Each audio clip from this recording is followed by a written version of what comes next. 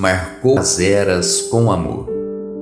Seus ensinamentos ecoam através dos tempos, são bênçãos que permeiam nossas vidas. O Espírito da Verdade nos revela: Espíritas, amai-vos, eis o primeiro ensinamento. Instruí-vos, eis o segundo. Amar e aprender são os alicerces essenciais para a nossa evolução espiritual. O Centro Espírita Luiz Gonzaga de Luminárias inicia mais uma jornada de reflexão e crescimento através do estudo da obra Paulo e Estevão. Sejam todos bem-vindos a essa oportunidade de mergulharmos nos ensinamentos que nos conduzem a Jesus.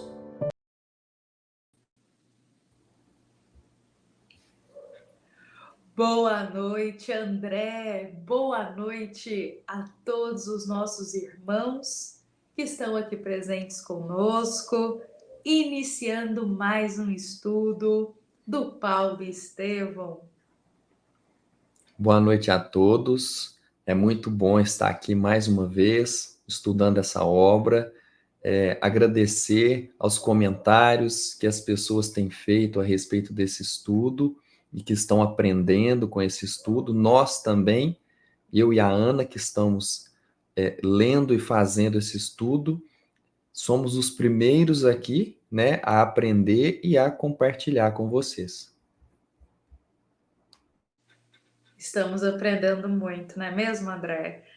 Bem lembrado. Então, vou deixar aqui o nosso boa noite. Estamos iniciando o nosso domingo. Na verdade, estamos terminando o nosso domingo, já é agora às 7h30 da noite, com o nosso estudo reflexivo da obra Paulo e Estevão.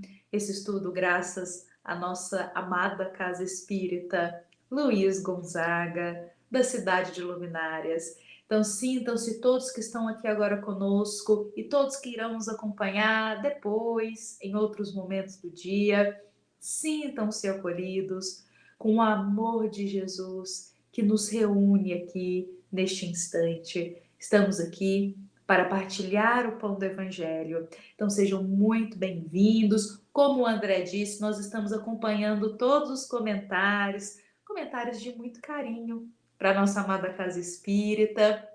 Então, sintam-se à vontade para hoje também partilhar, quem já leu esse capítulo, partilhar também o seu ponto de vista desse capítulo, partilhar também o que achou de interessante, o que aprendeu com as palavras de Emmanuel nesse capítulo. Nós estamos acompanhando e também aprendendo com todos. Então, hoje eu convido, já estou aqui, o André também já está lá com a obra Paulo e Estevão. E hoje, eu e o André, a gente vai fazer um convite diferente para todos que estão aqui, para estarem com a sua obra aí do lado. Porque hoje, esse capítulo 7, que nós iremos começar a reflexão dele, que se chama As Primeiras Perseguições, eu e o André, nós iremos às vezes ler alguns trechos e falar a página em que estamos.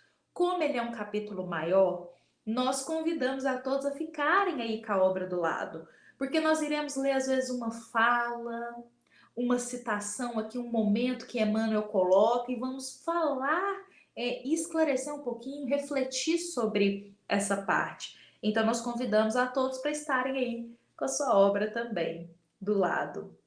E é importante nós rememorarmos aqui que este é um estudo reflexivo, ou seja, nós iremos contar a história através do nosso ponto de vista, que mais marcou a gente aqui nesse capítulo. A gente vai narrar a história fazendo ponderações reflexivas, ou seja, trazendo essa história para o nosso dia a dia. O que a gente consegue aprender hoje, trazer para a nossa vida, para a nossa caminhada terrena, dessa história aqui, deste capítulo, deste momento vivido.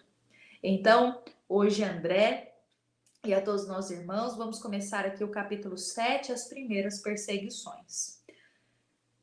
Meus irmãos, lembremos que no nosso último encontro, Saulo, ele já estava daquele jeito, tentando buscar todos os meios para poder condenar Estevão. Depois daquele diálogo que eles tiveram, em que Estevão não abaixou a cabeça para Saulo, mas o respondeu com muito respeito, mas ele teve a coragem da fé de se impor diante das ponderações descabidas de Saulo. Saulo ficou revoltado. E aí, Emmanuel, ele inicia esse capítulo que está na página 109 do livro. Ele inicia com as seguintes palavras: Saulo de Tarso, nas características de sua impulsividade, deixou-se empolgar pela ideia de vingança. E hoje, a todos os irmãos que estão aqui, nós iniciamos lendo essas palavras de Emmanuel, porque reflete para nós como que Saulo era impulsivo. Ele coloca nas características de sua impulsividade. Só que eu faço uma pergunta para todos nós aqui agora. A impulsividade, ela é sempre ruim na nossa vida? Será que sempre é errado, sempre é ruim agir com impulsividade? Olha, a reflexão que eu trago aqui é que todo sentimento, toda virtude, toda atitude, ela tem dois lados para a gente sempre analisar. A impulsividade, ela não é de toda errada. Quando a gente está numa situação de perigo, quando a gente está numa situação que exige ali uma resposta rápida, a impulsividade ela é boa, porque ela alinhada com aquele instinto nosso, a gente vai ter uma reação rápida para poder conseguir sair daquele perigo, para poder conseguir resolver algo, para tomar frente, às vezes, numa situação que precisa. Então, a impulsividade, digamos assim, ela não é de toda ruim. A questão é, quando nós alinhamos essa impulsividade com sentimentos baixos. Então, Saulo, ele alinhou a impulsividade dele com um desejo de vingança. Então, toda atitude dele precipitada vai estar baseada em ódio, em raiva, em rancor. Agora, se nós alinhamos essa impulsividade que a gente pode trazer como uma maneira rápida de agir, tomar logo as decisões, se a gente alinha isso com o coração voltado ao bem, o amor ao próximo, a gente vai ter atitudes muito proveitosas. Então, tudo vai depender do contexto. Só que Saulo aqui, como Emmanuel coloca, ele alinha a impulsividade dele com querer se vingar. E André, eu achei muito interessante esse trecho, porque nós sempre ouvimos, André, sempre ouvimos que Saulo era aquele perseguidor dos cristãos, que Saulo perseguia a todos que seguiam ao Cristo. Só que, André, olha que fantástico, nessa página 109, Emmanuel vai explicar o porquê que Saulo começou a perseguir os cristãos. Porque Saulo não perseguia antes. Saulo ele não estava muito se importando com quem era Jesus. Ele achava que Jesus era só um carpinteiro ali, filho de um carpinteiro, que ia ser esquecido na ideia das pessoas. Então Saulo estava seguindo a vida dele. Mas qual que foi o ponto-chave que fez com que Saulo decidisse agora eu vou perseguir os cristãos? Cristãos, todos aqueles que seguem ao Cristo. Qual que foi o ponto-chave? E aí Emmanuel nos traz aqui, na página 109, a todos os nossos irmãos e André. Olha só que interessante. Emmanuel coloca que foi por causa dessa raiva que ele estava de Estevão, porque na hora que eles estavam ali no Sinédrio, que Estevão debate com ele, frente a frente, Saulo estava acostumado as pessoas a baixarem a cabeça para ele assim, tá tudo. Estevão não faz isso. Então Emmanuel coloca, olha que interessante, Saulo, ele ficou com a sua vaidade ferida, ele tinha orgulho racial e esse instinto de domínio que toldavam-lhe a retina espiritual. Achei isso lindo aqui. Toldava a retina espiritual. Ou seja, os olhos da alma de Saulo estavam fechados para enxergar esse amor ao próximo, esses ensinos do Cristo. E ele estava com os olhos o quê? Na vaidade, no orgulho, no domínio de tudo, na raiva. Então as atitudes dele seriam guiadas por isso. E aí o que acontece? Ele vai começar a perseguir tanto a casa do caminho quanto os cristãos, principalmente a Estevão, por causa da raiva de Estevão. E aí ele coloca aqui: Saulo detestava Estevão. Palavras de Emmanuel. Detestava Estevão. E por isso mesmo ele odiava o Cristo. Então, como ele viu a situação ali, Estevão respondeu a ele frente a frente, ele começou a detestar Estevão. E por detestar Estevão, ele pensou: então ele segue esse Cristo, então agora também eu detesto ele e detesto todos que seguem a Jesus. E aí, olha que interessante, aí que começa ele a perseguir os cristãos. Antes disso, ele não perseguia, ele não se importava muito assim com isso. Aí que ele vai começar as perseguições. André, olha que interessante, como que a gente tem explicações da história. Então, agora foi através de um ódio que ele generalizou esse ódio. Então, se ele odiava Estevão, ele também odiava a todos que tinham a mesma ideia de Estevão, que era de seguir Jesus. André, o que acontece na história pra gente depois disso? Saulo com esse ódio todo. É que o que acontece é o seguinte: quando somos fanáticos, o que gera o fanatismo? O fanatismo gera a intolerância. Então, Saulo estava partindo desse princípio. Para ele, a lei de Moisés era tudo, e ele era fanático e defensor feroz dessa lei. Então, tudo o que fosse diferente disso, ele era contra e não tolerava esse tipo de coisa. Então, essa intolerância dele vem dessa aflição que causava nele as palavras de Estevão e de Jesus, porque isso era completamente diferente, tinha novas interpretações das coisas, da vida, de como lidar com as pessoas. Então, isso nele causava uma aflição muito forte. E ele, não sabendo lidar e controlar essas aflições, ele partiu para a intolerância, para a perseguição. E ele, sendo muito astuto, muito inteligente, o que ele fez? Ele procurou embasar a sua perseguição com pessoas que tinham opinião parecida.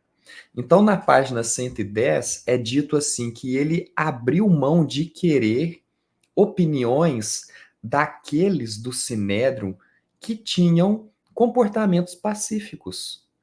Porque para ele já sabia o perfil desses homens, então ele falou: não vou conversar com eles, porque eles vão falar assim para mim: vá devagar, não é bem assim. Então ele foi em quem tinha um pensamento, tinha uma sintonia de pensamento com a dele, de quem queria isso mesmo, tem que pegar, tem que perseguir, tem que executar a lei e mostrar para eles que o correto é cumprir as leis. Não dá para ser esses marginais, né, digamos assim, esses foras das leis de Moisés, né?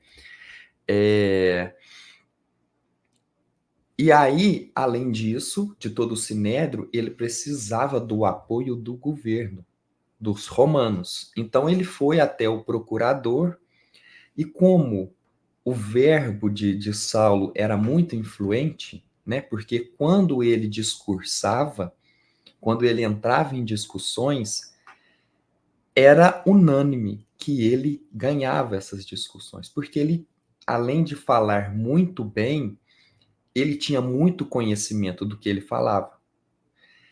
E aí, o orgulho dele foi ferido porque ele, acostumado em sempre vencer, quando ele se deparou com Estevão e que ele não tinha o que dizer, para aquilo que Estevão falava, ele considerou aquilo uma derrota, uma humilhação pública. E ele não tolerou isso, ele não soube lidar com isso, porque ele estava acostumado só com vitórias, só em vencer, em ter a última palavra das discussões, né? E com Estevão não foi assim. Estevão deu a última palavra e ele queria continuar. Estevão, não vou continuar. Aqui não é ambiente para isso. Então, ele resolve, então, que vai prender a todos aqueles que são fundamentais na igreja do caminho, na casa do caminho. Então, ele começa a se programar, planejar como que ele vai chegar a cada um para levá-los para a prisão. Porque Estevão já estava lá preso, mas ele queria mais, ele queria levar os outros porque ele queria acabar com tudo. Ele queria acabar com essa doutrina desse carpinteiro, né? Que assim ele dizia. E além disso, o que aconteceu, digamos assim, que foi um alimento a mais para a intolerância dele, foi que dois homens, um chamado Oséias Marcos e o outro Samuel Natan, está na página 111, esses dois, eles eram homens muito ricos, muito ricos. E aí o que aconteceu? Eles receberam uma herança, esses homens, e eles era muito dinheiro. Então, com parte do dinheiro que eles receberam, eles doaram para a Casa do Caminho. E isso começou essa notícia se espalhou pela população. E o que acontece? Esses dois homens, Oséias e Samuel, faziam parte do judaísmo. Só que eles se converteram aos ensinamentos de Jesus. E aquilo ali, para Saulo, foi um absurdo, porque como que esses homens influentes, ricos, que são importantes para nós aqui no judaísmo, muda? Como que muda de religião, digamos assim? Isso é uma traição, isso é um absurdo. Então nós vamos atrás deles, porque isso é um escândalo, vamos atrás deles também, porque eles têm que dar a justificativa do porquê eles fizeram isso. Então, é uma coisa de Saulo que tudo o que envolvesse o nome de Jesus, ele não aceitava, ele não tolerava, ele queria perseguir, ele queria acabar.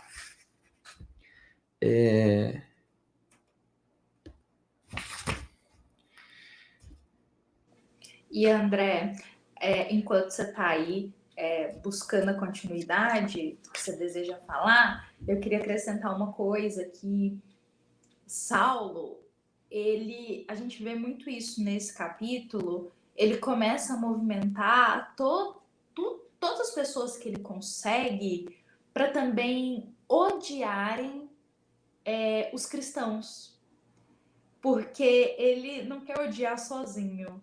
Ele não quer guardar esse rancor sozinho. Então ele começa a fazer a cabeça, a usar argumentos para que as outras pessoas também odeiem os cristãos. Então ele coloca só o ponto de vista dele. Então o que acontece? As pessoas vão enxergar os cristãos através da visão de Saulo. Elas não vão ter a chance de conhecer ali naquele momento o que Pedro fazia na casa do caminho. O que Tiago estava fazendo? E qual eram as palavras que Estevão pregava? As pessoas não estavam tendo a chance de conhecer e tirar a própria conclusão disso. Porque elas ouviam a Saulo e o ponto de vista delas, do cristão, era a visão de Saulo. Então acabava que tinha uma visão distorcida. E eu trago isso para a nossa realidade hoje. Vou fazer uma breve reflexão aqui, viu, André? Para você dar continuidade na história para nós. Mas uma breve reflexão é que nós temos que ter um filtro, filtrar mesmo nos nossos pensamentos tudo que a gente ouve do próximo. Porque às vezes a gente vai ouvir uma coisa de alguém e a gente já vai tirar aquela conclusão com base naquilo que a gente ouviu. E aí a gente vai começar a ter certos pensamentos, julgamentos daquela pessoa com base na visão de outra. Então a gente acaba às vezes, eu também não gosto dessa pessoa porque eu ouvi isso dela. Eu também não converso porque eu ouvi isso dela, porque eu fiquei sabendo isso. Então a gente começa a ficar meio assim porque a gente não filtrou o que ouviu. Então, eu vou trazer para a nossa vida isso que sempre que a gente ouvir algo, seja no trabalho, seja lá nos estudos, seja dentro da família, qualquer lugar que estejamos sobre alguém, é importante a gente também ter a nossa opinião. E não sair acatando trechos sobre as pessoas, porque às vezes a gente pode fazer um julgamento precipitado, a gente pode acabar tirando conclusões precipitadas e sendo que não é tudo aquilo, sabe? Então é sempre importante a gente saber filtrar o que ouve e acolher no nosso coração o que for proveitoso. Então, André, continua para nós a história, por favor. Eu achei aqui o trecho que tem tudo a ver com isso que você disse aí, que foi a estratégia utilizada por Saulo para poder condenar todos os seguidores de Jesus. O que ele resolveu fazer? Ele diz assim, que ele combinaria os textos da lei de Moisés, né, e dos escritos sagrados, para poder justificar a conduzir todos aqueles desertores para a morte. Então, olha o perigo que é quando se interpreta os textos sagrados, a Bíblia como um todo, para poder prejudicar alguém. Isso é muito grave. Por quê? A Bíblia tem ensinamentos que ali são coisas que Deus quer que aprendemos. Mas Deus não quer que a gente aprenda com ódio, com revolta, com violência, com imposição, Com são fanatismo. com fanatismo, né? Por quê? Porque Deus entende que cada um tem uma maturidade diferente do outro. E aí não é maturidade de idade, é maturidade espiritual para poder compreender essas verdades divinas. Então, Saulo, com esse pensamento já focado em vou matar todos. Ele estava fazendo uma mera formulação ali de prender e fazer um pseudo julgamento, porque ele já sabia o que ele queria. Ele queria matar a todos. Então ele faz uma reunião com todos os integrantes do Sinédrio ali para poder expor o que ele vai fazer, como vai ser feito. Só que ele percebe que Gamaliel não estava presente naquela reunião. E quem era Gamaliel? Gamaliel era um dos mais respeitados membros do Sinédrio. Foi ele o professor de Saulo.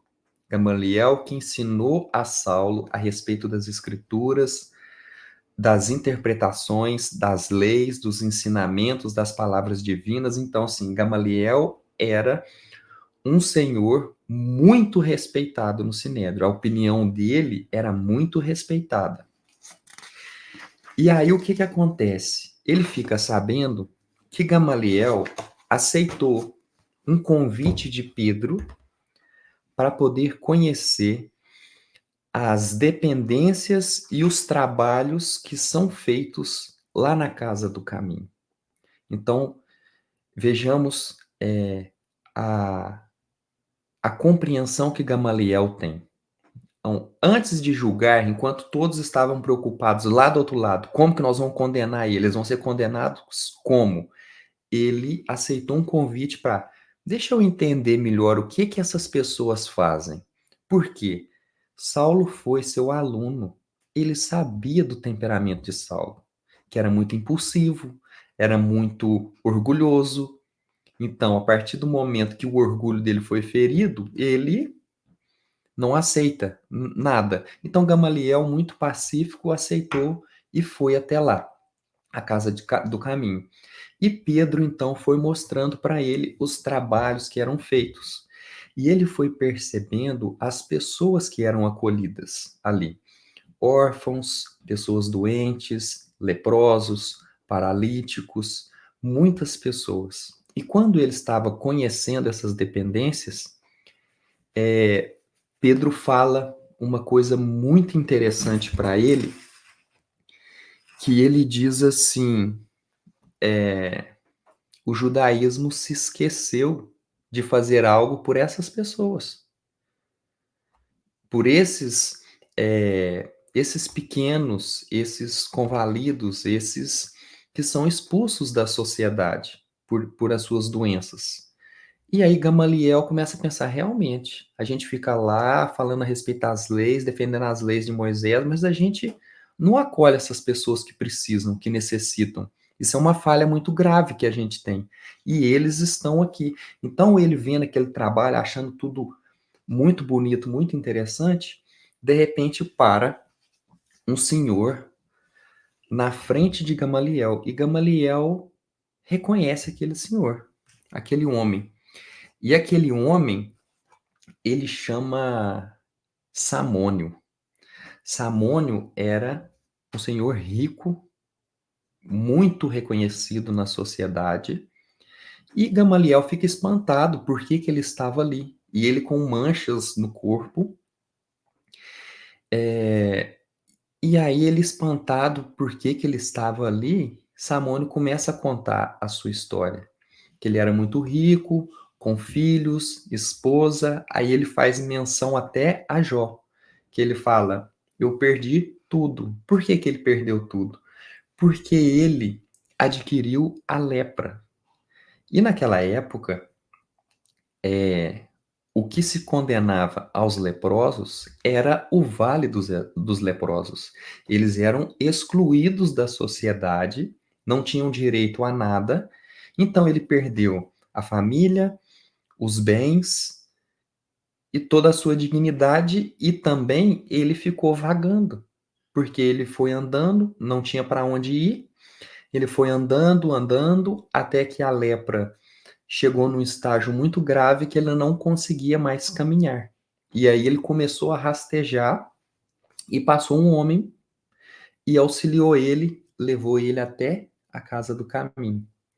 E quando ele chegou lá, ele percebeu a maneira como ele foi bem cuidado, porque eles não queriam saber os motivos que fizeram ele chegar até ali. Até mesmo nesse momento, quando ele vai contando a história dele, Pedro fica surpreso, porque Pedro, aliás, ninguém lá da Casa do Caminho tinha como pré-requisito para entrar na Casa do Caminho querer saber o passado da pessoa. Para eles não importa o passado da pessoa, mas sim que a pessoa está ali. Então vamos cuidar, vamos auxiliar e vamos ensinar as palavras de Jesus para essa pessoa.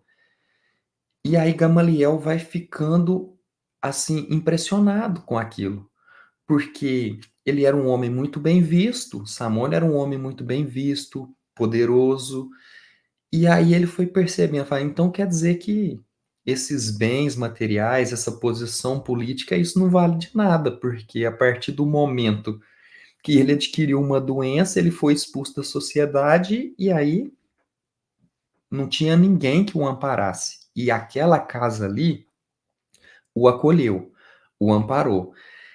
Então Gamaliel fica meio assim, balançado com aquela situação.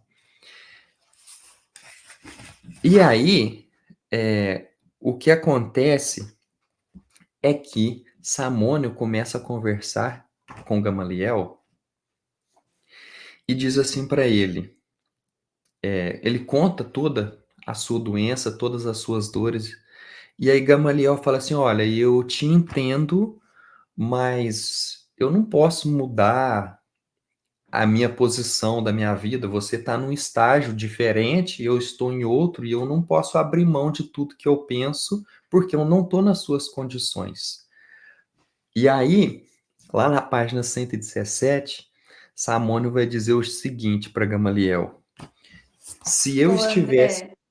André, você me permite, posso ler esse trechinho aqui para puxar a introdução, a Sim, reflexão que, particularmente, deste capítulo foi um dos trechos que eu achei mais bonito, assim, que mais me marcou.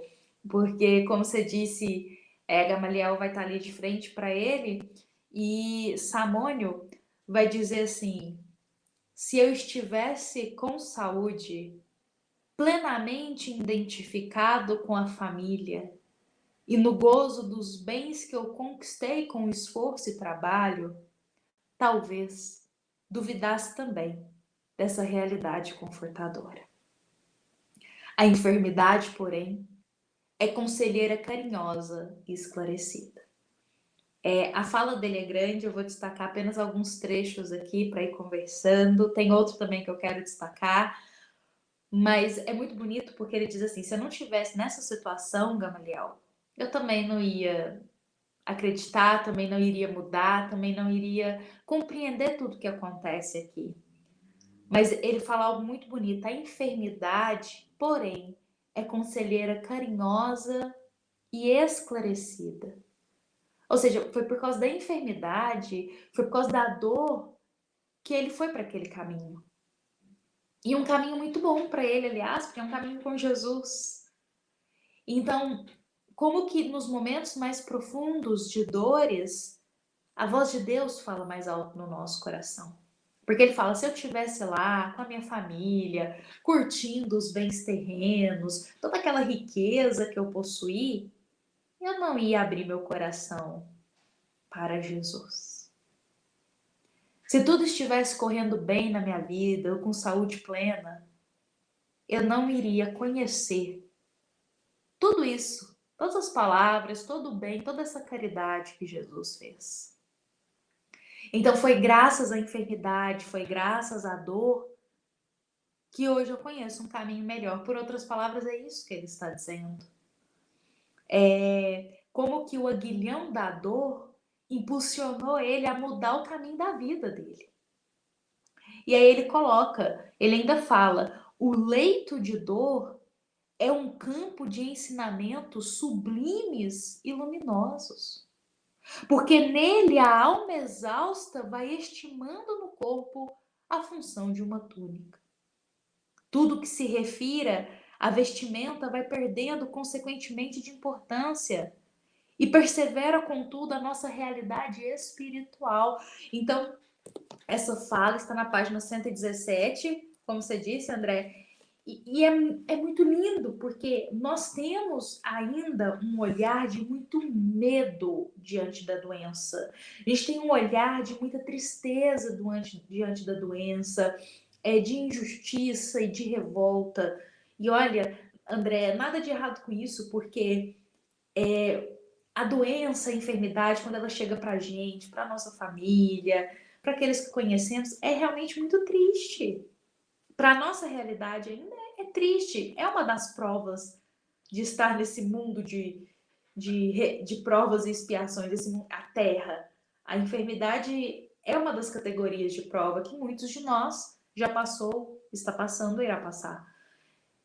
Mas a gente ainda enxerga como algo muito ruim, sabe? Só que ele coloca uma frase aqui muito bonita: a enfermidade, o leito de dor, é uma grande oportunidade para a gente começar a enxergar as coisas mais espirituais. Se antes o nosso olhar era puramente a matéria, eu só me importo com o trabalho, eu só penso em trabalho, eu só penso em ganhos financeiros, eu só penso em conquistas materiais, eu só penso em me dar bem na vida, nos prazeres, eu só quero coisa boa. Às vezes o nosso olhar estava só material, sabe? Aí chega uma enfermidade e a gente percebe que pode ter todo o dinheiro do mundo, que tudo que a gente queria na verdade era saúde nesse momento.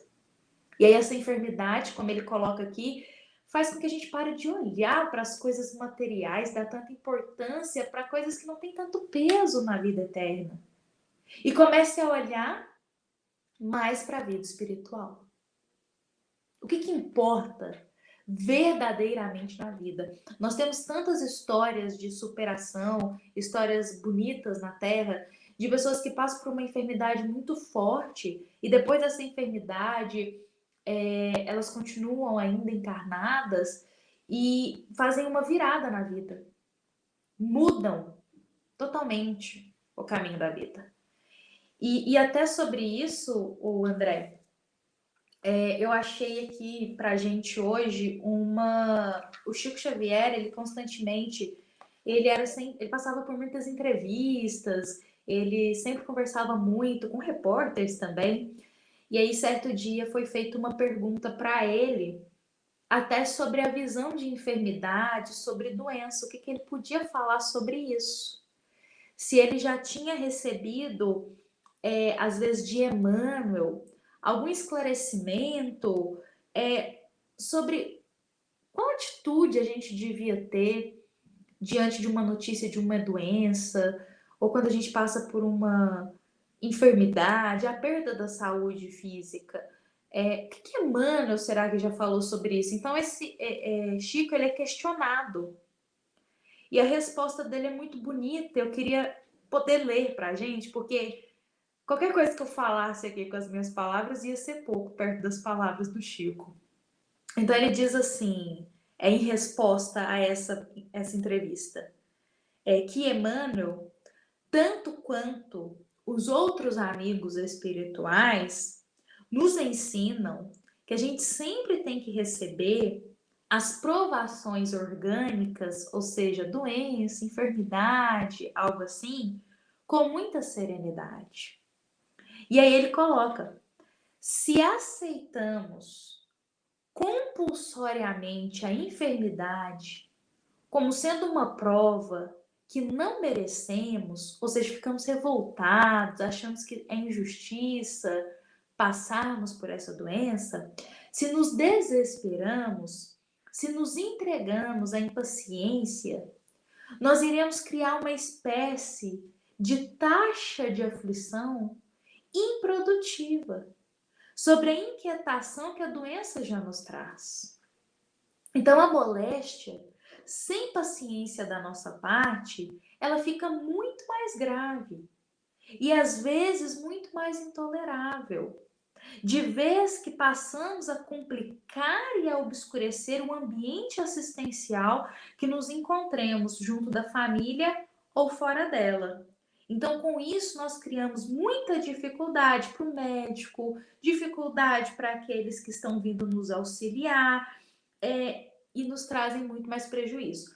A resposta de Chico, ela continua, mas ela é bem longa, mas eu queria parar ela aqui para focar na parte que nós estamos refletindo da história, porque Chico, ele responde assim, que passar por uma enfermidade já é um momento de muita aflição.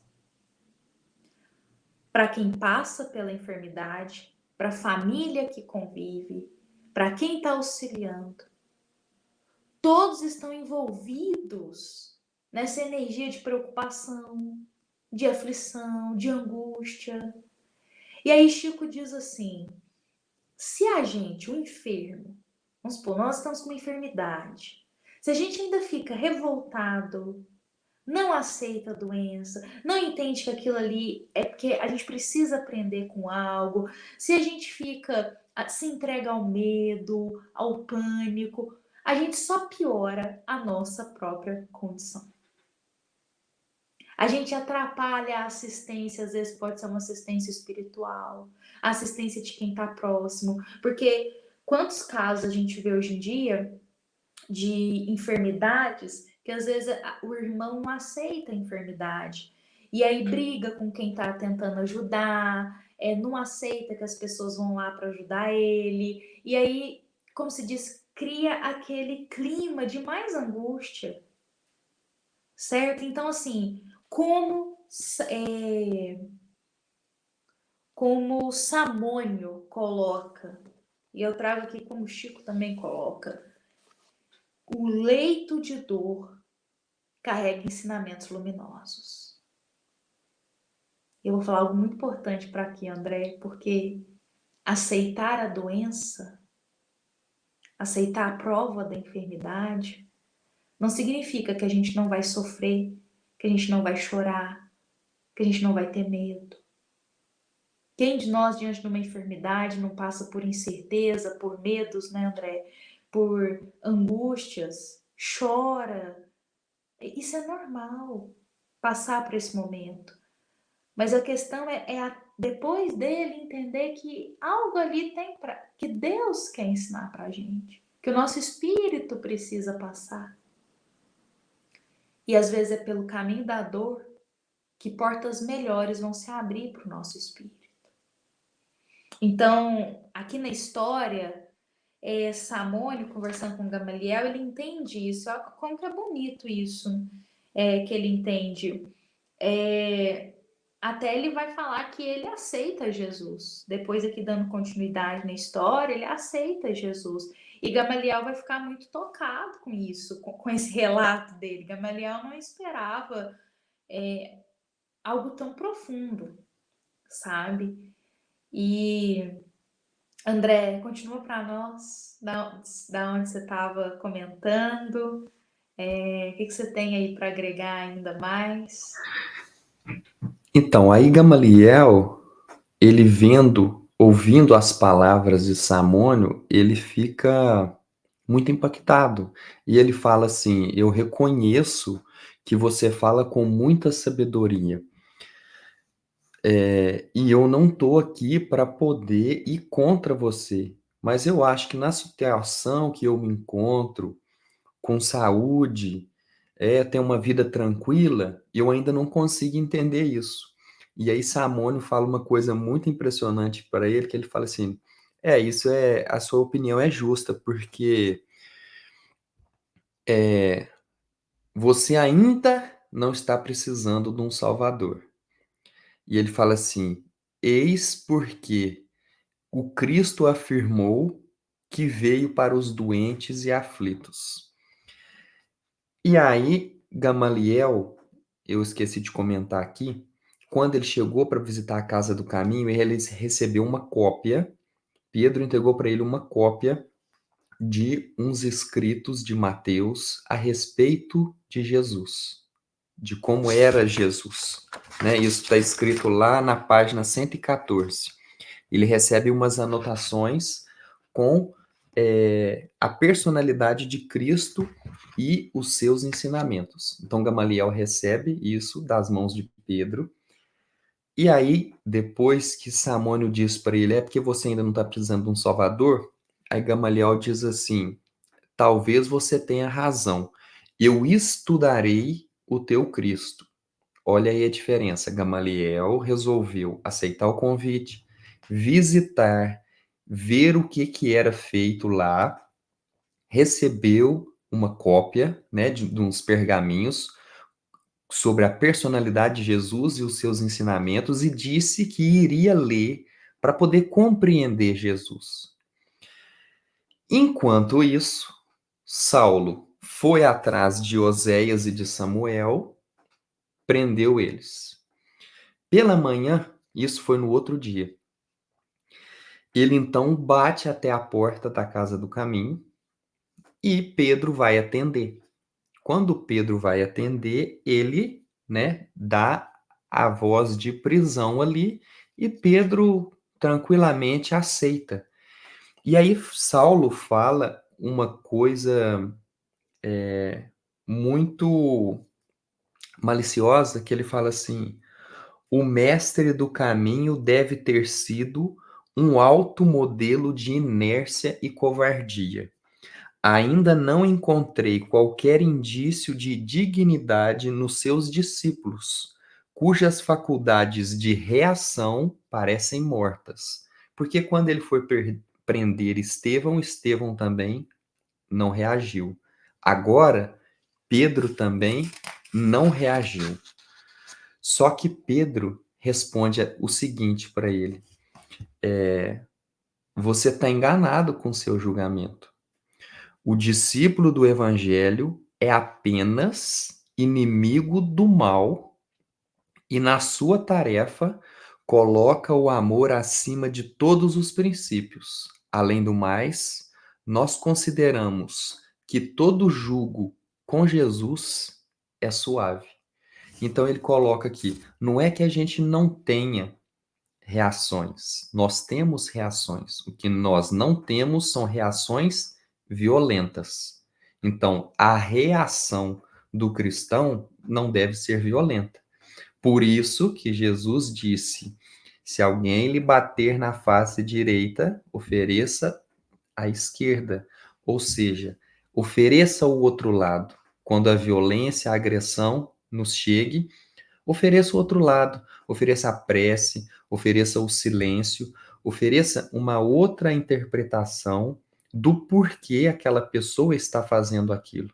Então, naquele momento, Pedro compreendeu: eu não vou reagir com violência porque eu estou com Jesus. Então, eu estando com ele, eu sei que o jugo dele é suave para mim. Então, para mim, está tranquilo. E aí, Ô André, ele. você sabe que dessa parte eu Hum, achei muito interessante seu comentário e como que é bacana, porque quando eu li eu tive um olhar diferente. Eu me lembrei de outras coisas quando eu li essa parte. E eu acho que isso que é bonito do livro, porque cada um de nós, ao ler, vai tirar uma lembrança, um ensinamento. E se a gente mesmo lê várias vezes o mesmo livro, com certeza, em cada nova leitura, a gente vai ter um ensino diferente. Como que isso é incrível. Então, o que você falou agregou muito, assim, eu acolhi muito. E sabe o que eu lembrei? Porque dessa vez, Pedro não negou Jesus. Porque se a gente lembrar, quando Jesus é preso, é o momento em que Pedro nega Jesus 3 vezes. Aqui eu tô voltando lá na história, tá bom? Vamos pegar lá os evangelistas que narram isso pra gente. Quando Jesus falou, Pedro, Pedro, você vai me negar 3 vezes, né? Antes que o galo cante. E aí Pedro falou, eu não vou negar não, Jesus, estou com o Senhor para todas as horas. Só que quando Jesus é preso, Pedro nega ali. Em 3 momentos vão perguntar se Pedro conhecia Jesus. Se ele era aquele que seguia os passos do Cristo, se era aquele pescador que estava lá com os apóstolos. E Pedro vai dizer: eu não conheço, não sou eu, não. Então ele nega Jesus 3 vezes. E depois da negação, Pedro sofre muito, ele se arrepende do que ele fez, ele se arrepende de ter negado Jesus, porque Cristo tinha avisado para ele: Pedro, é como se Jesus estivesse falando assim: Pedro, o teste vai chegar para você, presta atenção no teste. Aí Pedro vai, avisado do teste, ainda cai e nega Jesus. E ele se arrepende muito, ele fica muito triste com ele mesmo. E aí depois a gente tem aquele momento que Jesus retorna para a pátria espiritual, e aí Jesus reaparece em espírito para Pedro e vai perguntar 3 vezes: Pedro, tu me amas? Então apacenta as minhas ovelhas. E Pedro vai dizer: eu te amo. Claro, Senhor, né? Eu amo você. E aí é muito bonito essa parte, porque é como se Jesus fosse: então, Pedro, reergue a cabeça. Jesus não fala com essas palavras, mas quando eu leio, eu entendo isso no meu coração, que Jesus diz assim: Pedro, agora reergue a cabeça e segue agora o caminho do apostolado. Né? Esquece o negócio da negação, segue agora e faça diferente. E aí a gente vê a essência, ô André, do arrependimento. Porque arrepender-se não é só ficar sentido com o erro que cometeu. Arrepender-se é fazer diferente agora. É entender que errou e mudar. Ressarcir também seus erros. Então eu achei bonito porque Pedro, nesse momento, é exemplo para a gente desse arrependimento. Por quê? Ele aprendeu, ele errou negando Jesus. E agora, quando Saulo, página 119, não é isso, André? Quando Saulo bate na porta lá e ele abre, Saulo pergunta para ele: és tu, Simão Pedro, o antigo pescador de Carfanaum? Ele podia também falar: eu? Sou eu, não. Ele sabia o que estava acontecendo. E o que ele fala? Eu mesmo. E Emmanuel coloca: respondeu com firmeza. Emmanuel escreve isso. Porque ele não treinou e fala: sou eu. Ou seja, eu já caí no teste lá atrás. eu não vou cair de novo, eu não vou negar Jesus de novo. Eu aprendi, me arrependi e agora é a chance que Deus está me dando de fazer diferente, de provar que eu aprendi com o meu erro. E aí Pedro não nega que é ele não nega Jesus. Aqui na história, Emmanuel conta pra gente, ele coloca o amor acima de todos os princípios, ele não nega o caminho dele no apostolado, e só que assim, Saulo não vai questionar só Pedro, não. Ele vai em outros apóstolos também. Ele vai em outras pessoas ali. Então ele falou: Pedro, você está preso. E ele também vai prender naquele momento outros apóstolos. Quem são eles, André? E aí Saulo, então, porque Pedro foi preso ali já na porta, na hora que atendeu. Então ele entra e vai pelos cômodos ali, pelas partes, procurando os demais, porque tinha mais 3 que ele queria prender. E quando ele vai passando por aqueles aposentos, ele vai se deparando com os mendigos, com crianças, e ele fica admirado com, com aquela situação ali, daquelas pessoas que precisavam de apoio. Só que o orgulho dele falou mais alto. O orgulho dele diz: continua, você não pode baixar a cabeça, continua na sua missão. Então ele chega até João e prende João. Quando ele prende João, João diz assim: encomendo-me ao Cristo. Ou seja, eu vou fazer uma comparação assim. Quando a gente tem um aniversário e a gente quer um bolo, a gente encomenda um bolo. Por que a gente encomenda um bolo? Porque a gente confia que aquela pessoa vai nos entregar esse bolo. Então aqui João estava confiando no que Cristo ia entregar para ele. Então chegou a prisão para ele, eu confio em Deus, confio em Jesus, porque ele disse que nós temos que confiar em Deus, né?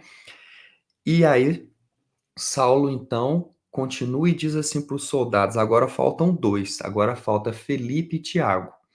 E aí ele chega até Felipe, e Felipe estava ali com as suas 2 filhas. E aí aquela situação, né, daquelas crianças, de prender aquele homem na frente daquelas crianças, e as crianças ali começam a ficar impacientes, só que Felipe aceitou as algemas, a ser preso ali, sem reação também. E aí ele diz assim para as filhas: coragem, filhas, acaso seríamos superiores a Jesus, que foi perseguido e crucificado pelos homens? Então ele aceitou. E aí Saulo vira para um soldado e fala assim: não se percebe outra coisa a não ser referências ao estranho nazareno. O primeiro falou em julgo do Cristo, o segundo encomendou-se ao Cristo. E este alude à superioridade do Cristo. Aonde que nós iremos? Né? E ele começa a ficar preocupado, fala: mas não é possível, ninguém reage, ninguém faz nada. E aí ele chega até o último que ele queria prender, que era Tiago. Tiago menor, Tiago, filho de Alfeu. E quando ele chega no aposento que Tiago estava ajoelhado e ele estava olhando os pergaminhos do Antigo Testamento, das leis de Moisés. E aí Saulo fica impressionado, ele fala assim: uai, mas o que é isso que está acontecendo? Tem alguém aqui que é responsável por cuidar da lei? E aí Tiago responde: jamais esqueci a lei de nossos pais. Meus avós ensinaram-me a receber de joelhos as luzes do profeta santo. E Saulo ali, ele fica na dúvida, né? Porque olha o que causa nele. Para ele, na intolerância dele, todos ali que seguiam Jesus eram indignos. Mas quando ele chega lá para poder prender e tem alguém estudando, rezando as leis de Moisés, ele fica falando: mas peraí, e agora? Como que eu vou reagir com esse homem? Porque isso é como se ele pensasse assim, mas isso aqui não estava no meu planejado, agora eu vou ter que abrir mão. Ele fica pensando. E aí, só que Tiago, ele estava receoso em ser preso. Por quê? Porque ele pensou assim: Estevão já foi preso. Eles vieram aqui para prender mais pessoas. Provavelmente deve ter prendido João, deve ter prendido Pedro, né? E Felipe. Ele ainda não sabia, mas ele tinha essa percepção, provavelmente. Aí ele pensou: mas se eu for preso também, como é que vai fazer? Como é que vai caminhar os ensinamentos de Jesus se eu também for preso? Então ele ficou naquela situação ali, de não negar Jesus, mas dele utilizar algumas palavras que o livrasse disso. E aí, Saulo diz assim para ele: Mas você não é amigo do carpinteiro? Porque, né, ele estava lá na casa do caminho, naquele local. E aí, Tiago foi muito perspicaz porque ele respondeu assim: ó, não me consta que na lei nos é impedido de ter amigos. Então, aqui, isso é um exercício muito interessante que ele nos ensina, que é: devemos ter conhecimento dos ensinamentos de Deus, do que a doutrina espírita nos ensina, porque diante do questionamento de alguém, nós temos como responder e nos defender. Então, aqui, ele estava acusando assim: mas você não é amigo do carpinteiro? Porque na cabeça dele, ele falando sim, aí eu já tenho como prender ele. Só que ele, entendido, ele disse: mas lá na lei não tem nada que me impede de ter amigo. Nada lá está escrito, é proibido ter amigos de outras religiões, entendeu? Aí Saulo diz assim: mas que escolheis? A lei ou o evangelho? Qual dos dois aceita em primeiro lugar? E aí Tiago responde: a lei é a primeira revelação divina. E aí Saulo, ele meio que aceita, ele fala assim: tá bem, esse homem aqui vai ficar em paz. Então ele deixa Tiago, ele livra Tiago de ser preso. Então é dito assim, ó: desse dia o irmão de Levi ia consolidar para sempre suas tendências supersticiosas. O fanatismo que os historiadores do cristianismo encontraram na sua personalidade enigmática teve aí a sua origem. Porque a partir daquele momento ali, Tiago percebeu que o código do judaísmo foi a favor dele. Então, ele ficou muito supersticioso com as coisas, né? E então, eles foram saindo da casa do caminho com esses presos. Só que o que aconteceu? Quando Saulo foi chegar lá em Pedro, que foi o primeiro a ser preso, ele notou que tinha uma multidão em volta de Pedro. Crianças, mulheres, leprosos, doentes. E aí estavam todos ali querendo saber o que ia ser feito de Pedro. Porque Pedro, pela sua idade, que já era um senhor, Pedro era visto por aquelas pessoas e tratado por elas como um pai. Pedro era chamado de pai pelos outros. E aí,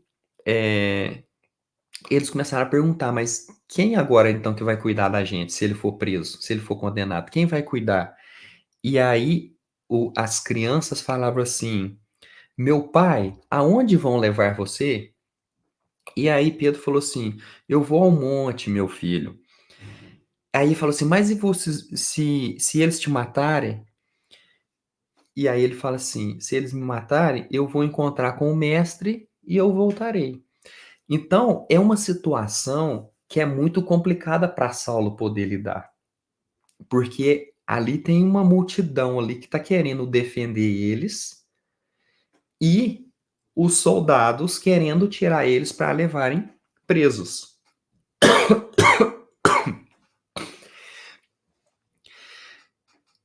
E aí as pessoas começam a questionar Saulo para onde ia ser levado Pedro, para onde eles iam ser levados. E Saulo fica muito nervoso, que ele fala assim: um homem da lei não tem que prestar, não tem que prestar conta a não ser para Deus. Eu não tenho que dar justificativa para vocês para onde que eu vou levar eles, não. E aí eles são levados então para a prisão. Pedro, João e Filipe. Estevão já estava lá.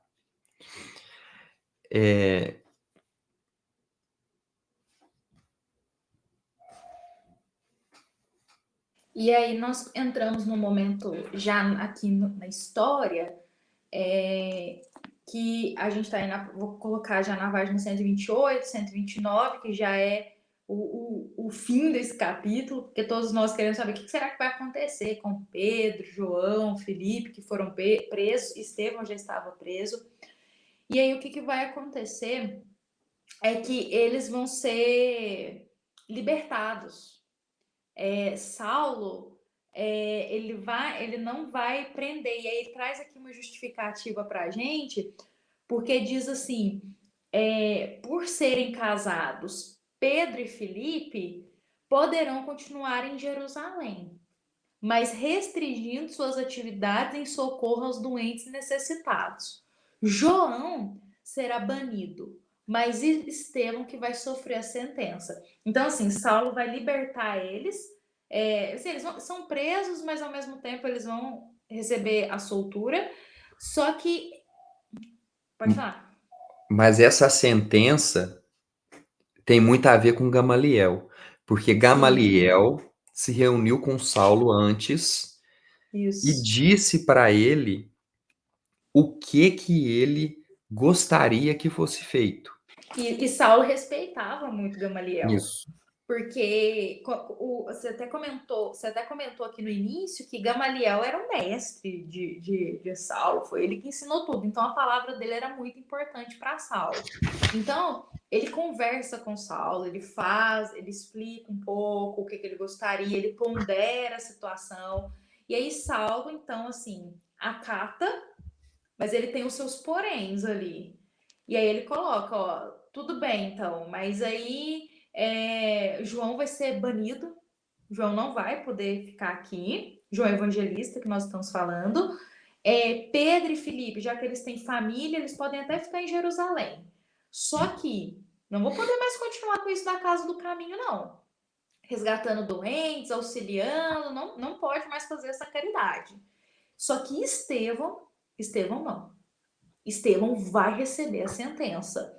E aí, até colocado aqui na página 129, diante da Assembleia Geral, de toda a Assembleia, Saulo de Tarso propunha a libertação de Pedro e Filipe, o banimento de João e reiterava o pedido de apedrejamento para Estevão, por considerá-lo o mais perigoso dos elementos do caminho. É até engraçado, porque em todo o capítulo, Emmanuel coloca que Saulo achava que Estevão era muito perigoso para a situação. E por pregar as palavras de Jesus, ele era perigoso. E aí aqui a gente vê a sentença final que é dado. Alguns são libertados, mas Estevão ele é condenado ao apedrejamento. A morte por apedrejamento. Essa é a sentença dele. Então, assim, nós encerramos o capítulo. Ele encerra justamente dessa forma, com a sentença. Agora, só daqui 15 dias, André, para a gente saber como que vai ser essa sentença de Estevão. Um dos momentos também considerados mais emocionantes da obra, porque lembremos, a gente não pode se esquecer disso, que Saulo estava noivo de Abigail, e Abigail é irmã de Estevão, só que Saulo não sabe disso, porque mudou de Nem nome. Abigail sabe. Nem Abigail sabe. Que o irmão dela agora se chama Estevão. Isso, Abigail não sabe. E aí tem uma coisa importante que eu já vou adiantar. nesses momentos que tinha uma sentença, igual ao apedrejamento, era feito como se fosse assim, um evento, sabe? Para as pessoas assistirem naquela época.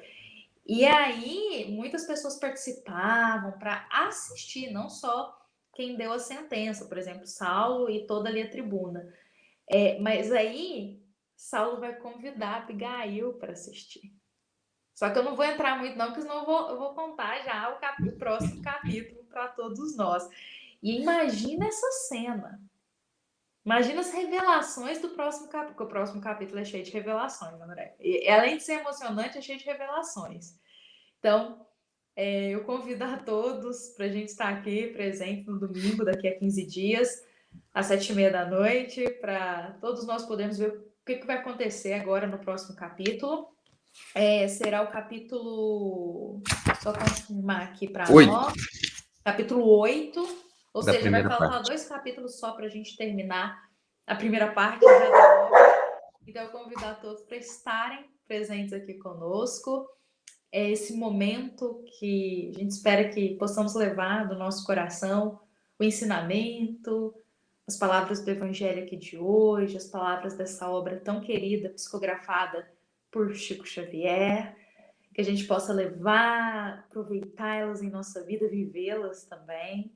A todos que estão acompanhando com a leitura, a gente vai ter um tempo aí para poder ler esse capítulo 8 e juntos também partilharmos ele. Então, esse é o nosso momento, André, que a gente se despede aqui, encerra nossa reflexão de hoje, do estudo Paulo e Estevão. Lembrando que esse estudo é da nossa amada Casa Espírita, Luiz Gonzaga, da cidade de Luminárias, para todos nós. André, eu me despeço aqui de você e de todos os nossos irmãos que partilharam desse momento conosco. Fiquemos com Jesus. Um ótimo domingo para todos. Nos encontramos daqui 15 dias e que assim seja.